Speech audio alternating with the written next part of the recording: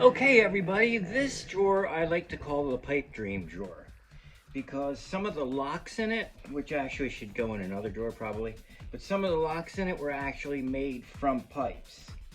And that was pointed out to me by a good friend of mine who came over to visit the collection. He's a handcuff expert. You know who you are. You know who you are. I didn't realize that these were made out of pipes, but we'll get to that in a minute. Actually, let me show you that now. Yeah, he pointed out that this is just a length of pipe and they just screwed on the end and they made like fake, there's a good example, there we go, locks and stuff like that. And you can tell by inside sometimes the spring is just a coiled piece of spring.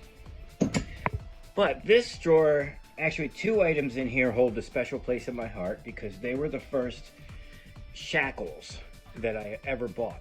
I was a kid, I was in school still, and I was at a flea market, and the guy had a milk crate, and he had some shackles in it, and he told me that they were made out of something called pig iron, and this is one of them. Okay, now, crude, disgusting, twisted links, all that. It's got the puzzle lock for the end, which I'm sure you've seen before. But the point is that I got these and this one here from the guy, and I think it was 20 bucks total. So that's pretty cool. And you know, I was a kid and they just like blew me away.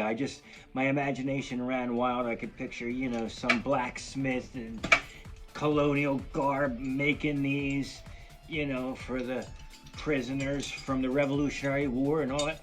None of it's real, but you know, you're 16, 17, just starting out as a collector. It's pretty cool. So I saved these guys in my drawer and carried them with me through all these years. This is exactly how I got them. They were rusted to hell. And, you know, the guy showed me how the puzzle lock worked, which to me never really seemed like a pretty safe and secure idea. But, you know, since then, I've come across these things all over the place. Now, I know that these are based in fact because, you know, we do have examples, similar items from actual different time periods. I mean, going back to the medieval periods, you know what I mean? Especially like that puzzle lock end. But I thought I'd show you the other stuff that I've just acquired, and this is the perfect drawer for it. This is really low. It's the bottom, so, you know, just bear with me for the camera angles. But anyway, we got another one of those goofy locks. And these have always been together, no matter what kind of containers I've kept the collection in over the years. It's funny that they just go together perfectly. And over the years, I've picked them up. This one actually has cement in the end. This one, and this one, I think. This is a real heavy one, by the way. This weighs a ton, and it's pretty darn solid. But that one, and that one, and I think this one, my brother was at an auction, and they were in a lot. He really wanted to bid on them for me, but there was a set of Palmers too. And I was like, yeah, I'd rather have the Palmers. But he picked these up extra for like next to nothing. I think they might have just thrown them in. And this was going back years, and I had really wanted a set of Palmers because I got outbid at a local auction for them. And the weird thing is that I'm wondering if they were the same pair because they looked identical, they were the same size. The auction he went to was only 50 miles away from the one I originally went to years earlier. So I'm wondering if some dude bought them and passed away and they just went to a different auction house, you know, who knows. But in the rest of this drawer, I also have these monsters with the solid bar.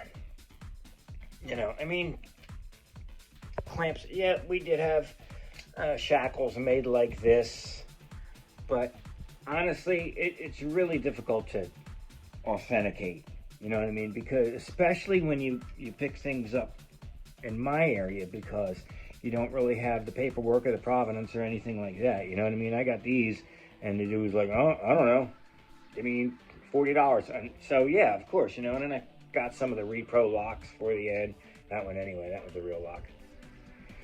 But it's always good to have a drawer of this stuff, you know, so that you can show people when they come over, to get, like in the last video, you know, the difference between real stuff and fake stuff. And in my garage, I even have a set of cow hobbles that somebody tried to tell me were leg shackles. And I was like, no, dude, they're cow hobbles. You know what I mean? So, but I had already bought them for $5 as cow hobbles just to have.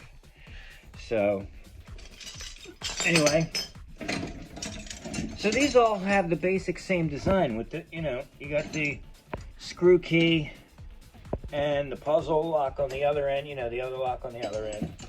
Now these things only vary in design, it seems, with the weight and the center links, you know, connecting links. You know, so you have the twisties here on this one, and everything about that is exactly the same, including the end mess. But this one just has oblong, just long links. You see what I mean? And then twisted links, but much, much thicker. Twisted links, but much, much thinner. And on and on. So, you know, and this is, that's not even really the same kind of twist, if you notice. See? So the moral of this story is that without proper paperwork, you know, I have a nice, interesting group of rusty old shackles that may or may not be old, you know, 200 years old. Doubtful. Although every year I keep them, they get older. And when I think about how old I was when I bought that first pair, I was like 16 or 17. And how old I am now, yeah, 200 ain't that far away. So I just keep these as a nice curiosity drawer. And if you're like me, a lot of times you get a really good pair of cuffs and they throw in something else in the same box lot, or, you know, whatever the situation is for auctions especially. So, you know, you just need a place to store all that stuff. So I just put all that in the drawer, and basically most of the stuff is extras that came from auctions where there was another handcuff that I really, really wanted. You know, it just goes with the territory. All right, well, again, stick around for the close-ups of these things. I hope you enjoyed this video as much as I enjoyed making it. Sorry, the bottom shelves are really low, and it's really difficult to get the camera angle because I don't have expensive equipment. But what we're gonna do is, we still have 1, 2, I'm just giving you sneak peeks. 3, 4, what about that? Yeah, you see that one, yeah. And I do have a couple of drawers with old stuff in it still to come in this series. And who knows, maybe, oh, by the way, there's a reason for all this stuff, which we won't go into. It's not that, but who knows, maybe with the summer coming and more and more sales popping up, maybe I'll be able to, you know, add to the drawers. But it's not a euphemism. Again, I'm not being sponsored by any of these people, which I wish I was, but I always like the fact that you have room to grow and room to rearrange, especially a collection of handcuffs, because, you know, you go on the handcuff.org, you go on the chat rooms and stuff like that, people are always finding new unknown pieces. So, you know, you can't jam everything in a drawer. You can't say this is all that's ever going in there, because it's a growing thing of its own, really. It's become an organism. So anyway, none of that made sense, but I hope to see you again next time, and please click subscribe.